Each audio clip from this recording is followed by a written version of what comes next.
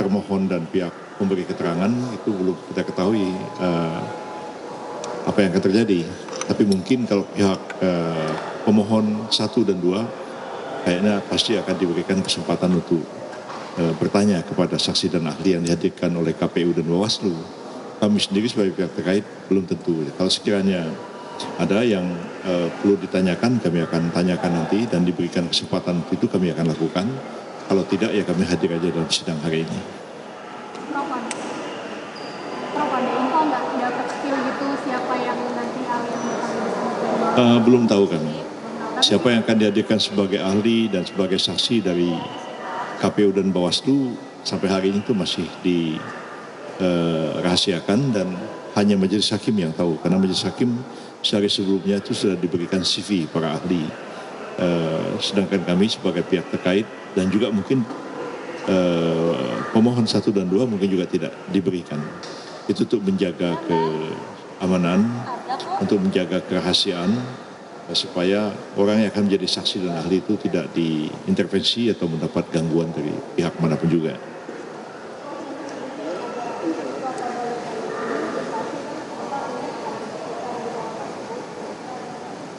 Ya, termohon dalam perkara ini kan sebenarnya KPU, ya. Objek gugatan itu adalah surat keputusan KPU tentang perolehan suara masing-masing dari 3 paslon pemilihan presiden dan wakil presiden kemarin.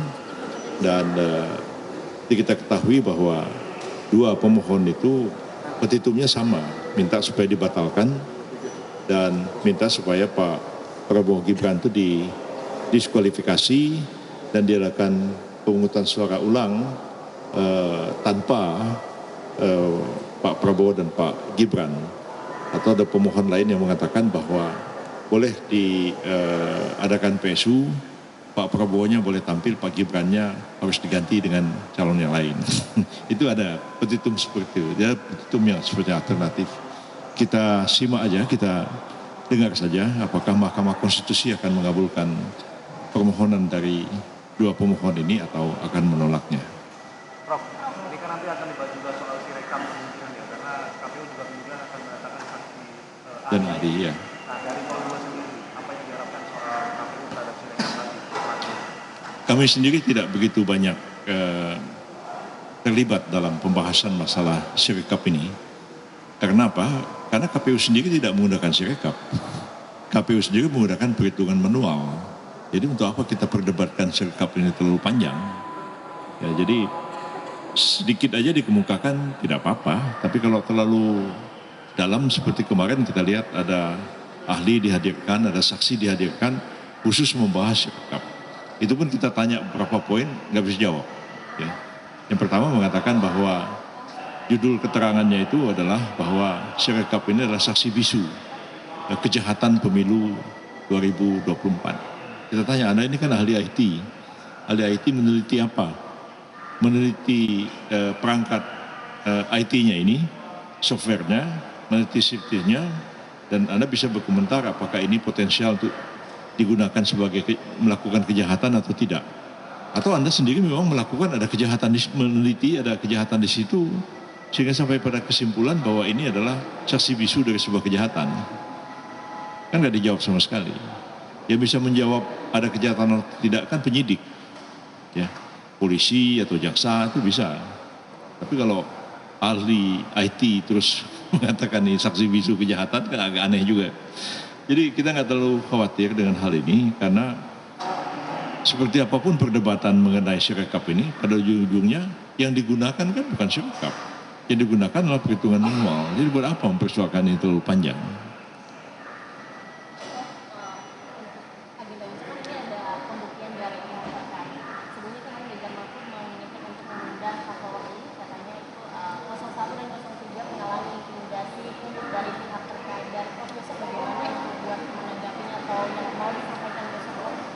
Kami besok ya diberikan kesempatan untuk menghadirkan ahli dan saksi. Ahli dan saksi itu semuanya 19 orang. Tapi berapa kami mau gunakan itu belum kita putuskan. Tapi kami sudah mengadakan diskusi dengan para calon ahli dan calon saksi dan baru nanti malam kami akan putuskan. Dan kalau kami sudah putuskan berarti kami sudah siap betul dan sudah matang seperti apa kesaksiannya dan seperti apa keterangan ahlinya.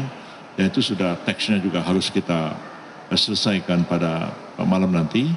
Dan mereka yang menjadi ahli dan menjadi saksi juga sudah akan berdiskusi di dengan kita sehingga akhirnya kita siap untuk menghadapi sidang besok. Seperti apa?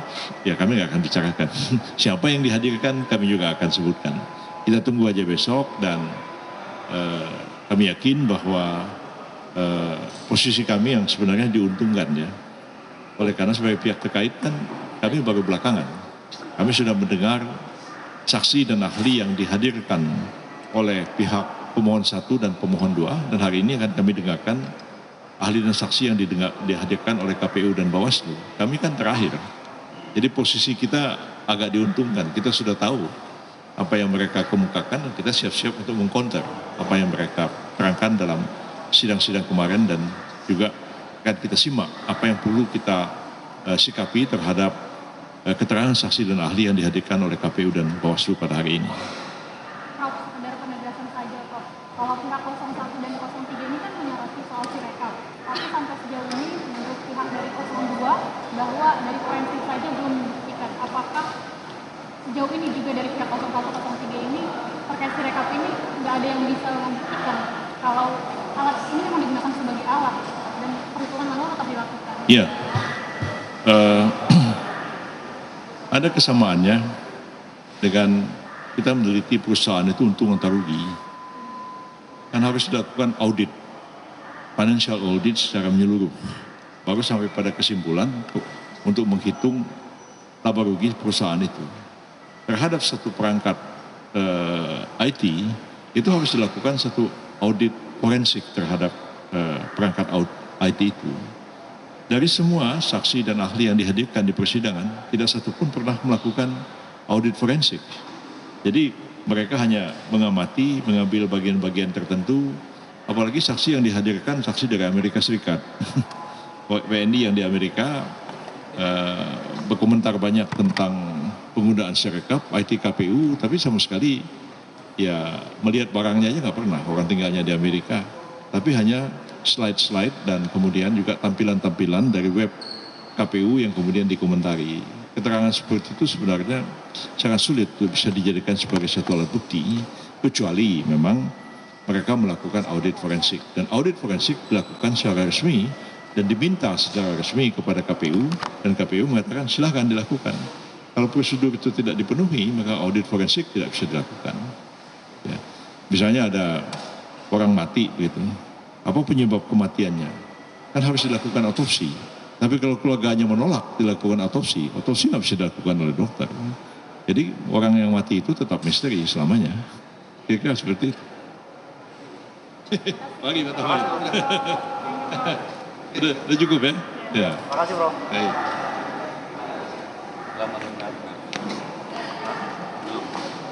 Tadi ada launchnya di udah masuk. Tadi dia udah bilang besok mau juga.